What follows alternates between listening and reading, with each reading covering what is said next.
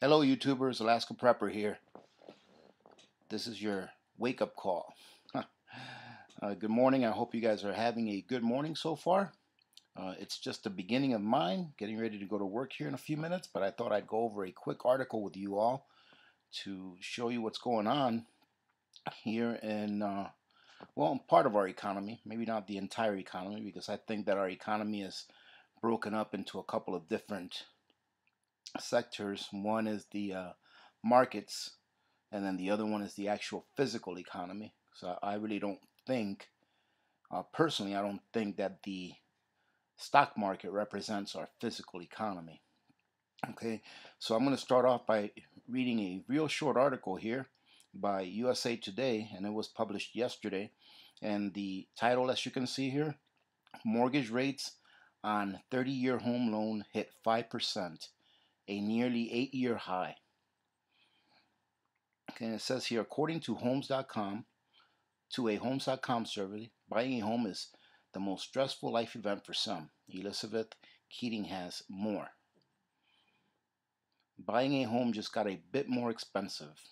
Rates on the most common mortgage topped 5% for the first time since February of 2011, making it even harder for buyers to get an affordable house. The average rate on 30-year fixed-rate home loan, the most popular mortgages for purchases, increased to 5.05% last week, up from 4.96% the previous week and 4.16% a year earlier.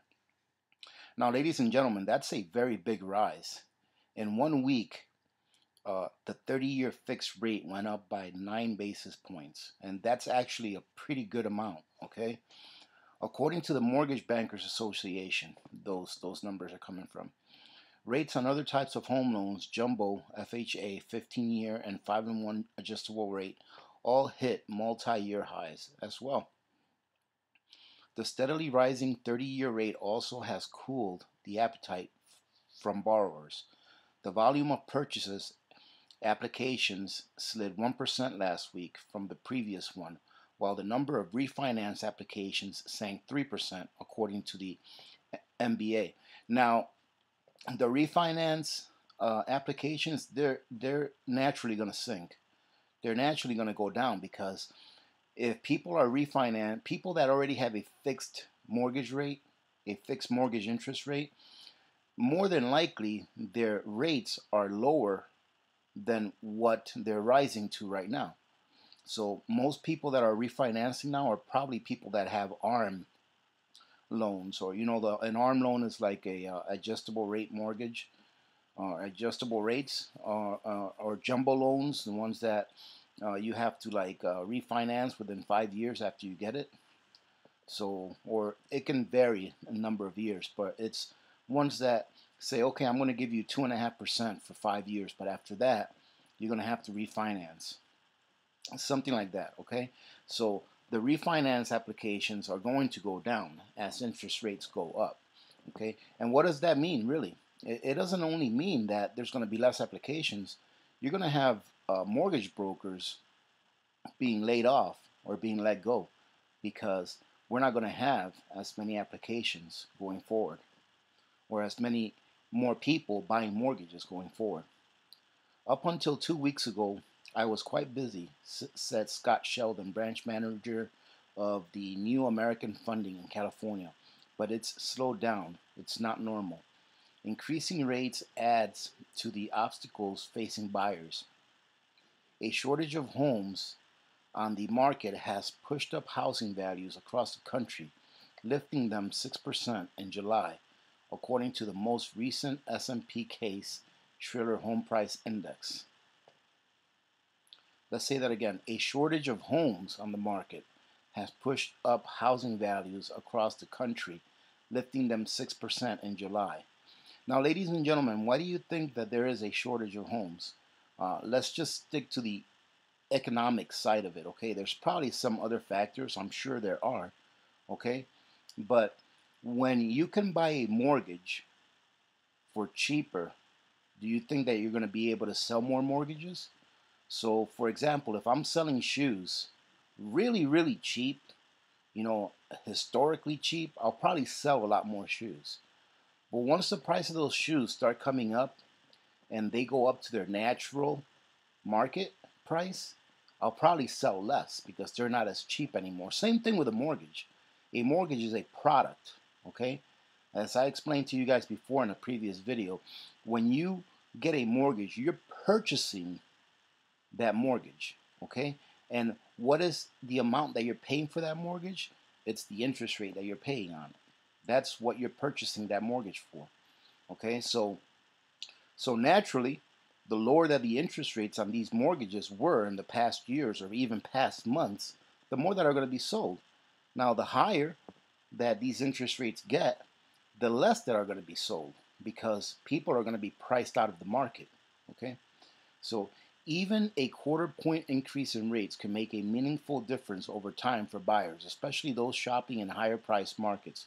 For instance, a home buyer with 20% down would pay $37 more each month if they bought a $250,000 home this week versus June when rates were 4.75. That's $445 extra every year and $13,000 more interest over the life of the loan. So it doesn't sound like a lot, but that is pretty significant. Let's see. Okay, and here's an example of what, and ladies and gentlemen, this is if you put 20% down on $250,000. Now, how many people do you know that have $50,000 laying around to put down on a house? You know, especially with the way the economy is right now as far as jobs, okay? So I see that the housing market is going to be one of the first things to go. I think that what will happen is that the really high valued homes, the ones that are like, you know, $1 million, $2 million, etc., I think those are going to start getting stale. I think those are going to start staying on the market longer. They're going to have to lower the price in order to adjust for these higher interest rates. So the value of homes are going to start going down. And I think, like I said, it'll start with the really expensive homes, okay? And then it's going to trickle down to the moderately priced homes, okay? Because look at the difference here between a 5.05 interest rate over 30 years, borrowing $200,000, okay? You're going to end up paying $188,000 of interest alone over the life of that loan, okay? So you're almost doubling what you borrowed as far as what you're paying in interest. And look at the difference between what it was just a few months ago. You were paying $13,000 less. So just a difference of a few months, of 3 or 4 months, you're looking at a $13,000 difference to purchase that home or to purchase that mortgage, okay? And it says here rising fees too, okay? We won't get into the rising fees because I don't want to make this video extra long. But I mean, the fees is just what, you know, you're charged. It's like when you go buy a car. They always try to throw some fees in there. Lot rent, you know, paperwork fee, etc., etc. Same thing with a house, okay? But I just wanted to show you the difference in a 30-year mortgage just for 30 basis points. 30 basis points is nothing. It's just a trickle over a quarter of a percent. And you're paying an extra $13,000 over the life of the loan, which it is significant in my eyes. It is, okay.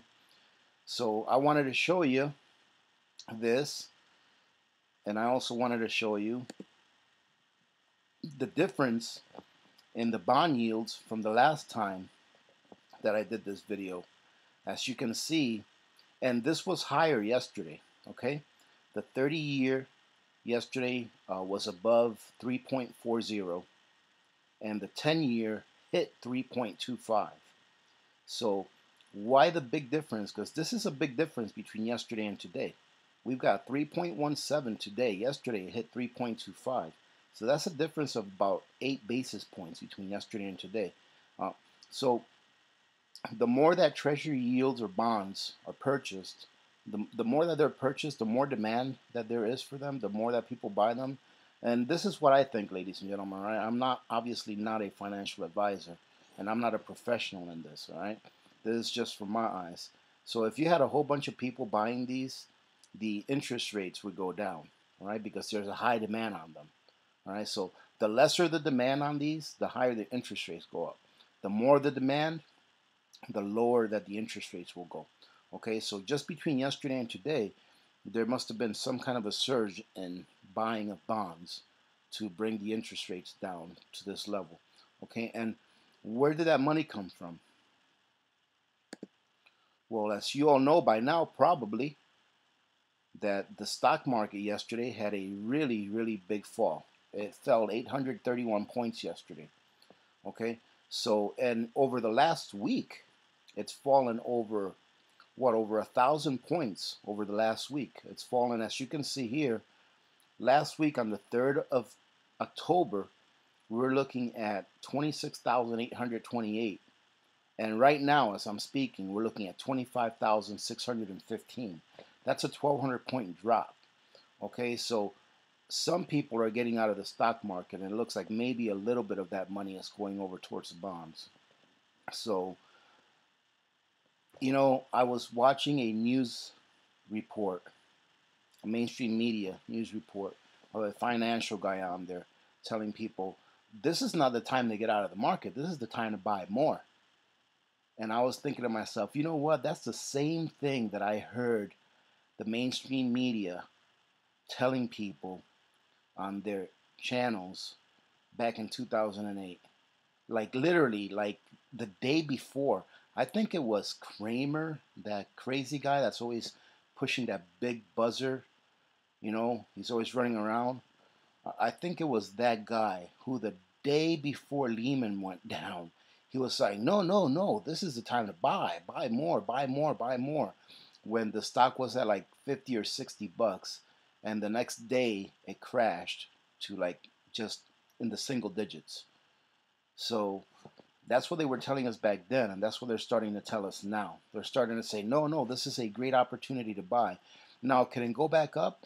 Yeah, it can. I mean, if any of you have heard of a dead cat bounce, which means that when a market takes a really big dip, that it'll bounce right back up. That's called a dead cat bounce. So it could definitely go back up. Who knows? But it's not sustainable. Okay, this is not sustainable. There is no such thing as constant growth. Okay, nothing can just grow and grow. We live in a finite world, meaning that we have what we have. Once it's gone, it's gone. There is no such thing as constant growth. Now, some of you physics people out there, all right, that are physics graduates or something like that, or you know, something similar to that, you're going to come back and say, well, the universe is constantly growing. That's great, but that's why I said we live in a finite world. Who in their right minds can think that this is going to keep going on, that we're just going to have positive growth in this forever? All right, you know who know that that's not going to happen? The people that know that that's not going to happen are the people that are getting out of the stock market now. All right, and if you go and you listen to Miss Lynette Zhang at ITM Trading, and I'm not associated with Miss Lynette Zhang, I just really like her channel, and I really like her because she's very smart at what she does. If you listen to her, she has proof that the bigwigs, the CEOs, the insiders, are the ones selling their stock. They're the ones getting out of the market, pulling their capital out. Okay? They're the guys that are in the know. They're the ones selling it. And then we have the mainstream media on the other side telling us, no, this is the time to buy. Okay? Ladies and gentlemen, in my opinion, if I were in the stock market now, if I were in it right now, I would be trying to pull out. And who knows, maybe the stock market will go up to 50,000. But if I had money in the stock market sitting there and I had already made a nice profit, I would not be greedy. I would pull my money out because I would want to make sure that I could preserve some of that wealth that I've gained. Now, if some of you have made a lot of money in the stock market, that's great. It really is. That is a great thing. Don't be greedy. I would not be greedy. I would be pulling some of my money out and hedging against the dollar, hedging against the stock market, all right? hedging with things that are real, things that you can touch and feel and hold. Okay? Now we see the stock market going up and all this stuff, and then we see the price of precious metals going down. Ladies and gentlemen, in my opinion, that is a blessing in disguise. That is a blessing that has been put in front of us for those of us that can see, for those of us that are not blinded by all of the propaganda that is spewed out to us by the mainstream media. That is a blessing for us to have an opportunity to defend ourselves and protect ourselves against the financial calamity that is going to happen. It is not a matter of if, not a matter of if. It is a matter of when.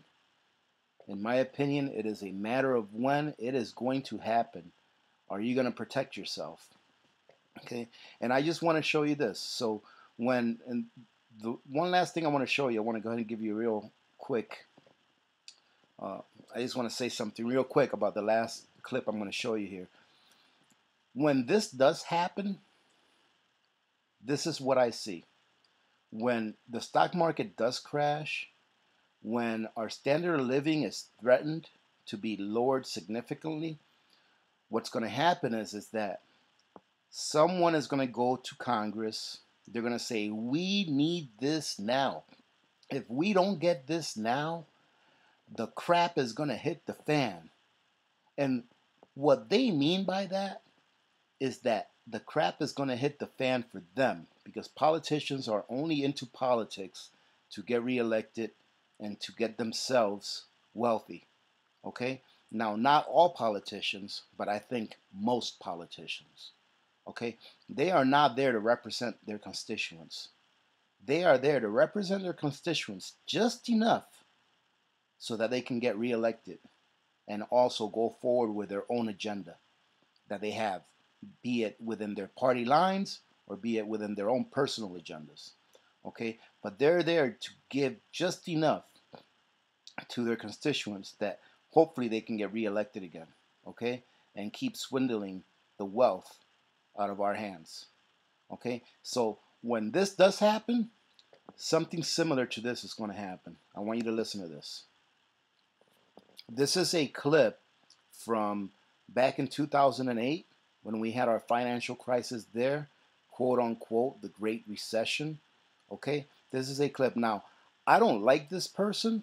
I don't think he's a good person, but what he's saying is true. It did happen. So listen to this. Let me make sure that the volume is up so you guys can hear it well. Okay, let's see. All right. The only way they can pass this bill is by creating and sustaining a panic atmosphere. That atmosphere is not justified. Many of us were told in private conversations that if we voted against this bill on Monday, that the sky would fall, the market would drop 2,000 or 3,000 points the first day, another couple thousand the second day, and a few members were even told that there would be martial law in America if we voted no. That's what I call fear-mongering. Unjustified. Proven wrong. We've got a week, we've got 2 weeks to write a good bill. The only way to pass a bad bill, keep the panic pressure on. Now, what has the Senate done to this bill? Now, that's what I think they're going to do again. They're going to try to pass more QE. You know, when the bubble bursts, they're going to probably try to convince Congress to allow them to start printing not billions, trillions, and not trillions, but tens of trillions of Federal Reserve notes. And it may help the economy get better as far as the numbers go, but the fundamentals are still going to be the same. And eventually there's going to be a major crash. Okay? Eventually there's going to be a major crash. Look at it this way, ladies and gentlemen. Have any of you ever had a pretty bad cold or some kind of an illness and you have to take medicine in order to get rid of that cold or that illness? And the doctor tells you, now listen, you have to take this medicine for 10 days in a row, okay? In order to make sure that your body is cleaned of this either bacteria or whatever it is that you may have. And you're like, okay, well, when you take it, it tastes terrible. Okay, it's got a terrible taste. And you're like, oh my goodness, this is terrible. So you take it for a couple of days, and then you're starting to feel a little bit better. A couple of days into it, you're feeling a little bit better. So you're like, I'm good. I don't think I need to take this anymore. So you stop taking it. And then a couple days later, you start feeling even worse than what you felt when you first went to the doctor. Okay? And then you start taking the medicine again for a few days, maybe this time for 3 or 4 days, and you start feeling better. But you didn't keep taking it. You stopped taking it, and then a few days later, you feel even worse. Because what you were doing is you were making your illness, you were making that bacteria or whatever it is that was in your body, you were making it stronger by giving it a little bit of bacteria poison, which is what you're drinking. I'll call it bacteria poison, okay? You were giving it, some bacteria poison and not totally killing it. So it mutated and it became stronger. And then the second time that you did it, it was already strong enough to withstand a couple of days of that treatment that you gave it again. And then after that, it became even stronger. So by the time that you finally have to kill it, you had to drink that nasty medicine for like a month straight in order to be able to kill it. So by the time that you did what you had to do to get rid of your disease, your illness, whatever it was, you had to go through 10 times or 3 or 4 or 5 more times more pain than what you should have gone through in the beginning if you would have just done what the doctor told you. So all we do is keep postponing and postponing and postponing what inevitably is going to happen. But what we're doing is by postponing it time and time and time again, it's going to make it even worse when it finally does happen. All right, that's the best scenario I can give you coming from a layman. All right, ladies and gentlemen, so I'm going to go ahead and knock it off with that. I hope that you got something out of this video, and I hope that you're having a good week. It's Thursday already. It's always nice when we have a day off, like a holiday on a Monday. It makes that week nice and short. So it's Thursday already. Tomorrow's Friday, obviously. So I hope that you guys all have a good day. We are supposed to be expecting a little bit of snow here. I hope that it does not come true. I heard on the radio on the way home yesterday from work that we may have some snow today. I have not looked outside yet because I really don't want to see any snow. However, I will I will be walking out here in a few minutes on my way to work. So ladies and gentlemen, listen, have a good day. Thank you very much for joining me. I appreciate you guys listening. Thank you very much to all of the new subscribers, by the way. I hope that you all are getting something out of the videos. Please feel free to leave your comments, recommendations, suggestions, criticisms. If you enjoyed the video, please give it a thumbs up and share. All right, and if you're not subscribed, I don't know what you're waiting for. This is an awesome community, okay? So go ahead and subscribe, share this video. If you have anyone that you love, tell them to join the Alaska Prepper community because a lot of good things happen here. All right, thank you to everyone that's watching, all right? Having said that, remember to be good to each other. When good people do good things happen. Remember to reach one, teach one, and repeat. If we all did this, the world would be a better place, and you know that it will be a better place. Many blessings to all of you and your families. This is Alaska Prepper, and I'm out.